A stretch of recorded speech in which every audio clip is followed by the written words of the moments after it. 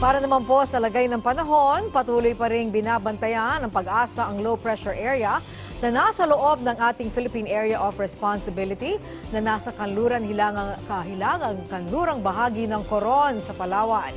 Ito rin ang nagdadala ng pag-ulan sa malaking bahagi ng Luzon at hindi po inaalis ng Pag-asa ang posibilidad na ito'y maging isang ganap na bagyo.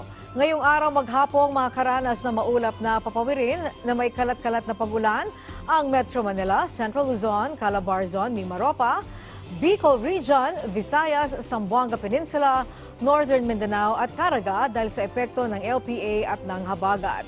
Sa Davao Region, Soc-Sargen at Barm naman, asahan po ang bahagyang maulap hanggang sa maulap na kalangitan na may pulo-pulong pag-ulan dulot ng localized thunderstorm.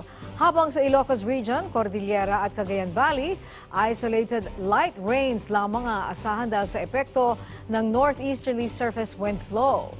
Para naman sa update ng mga dam, tumaas po ang level ng tubig sa Angat, La Mesa, Binga, San Roque, Pantabangan, Magat at Caliraya Dam. Habang bumaba naman ang antas ng tubig sa Ipo at Ambuklao Dam.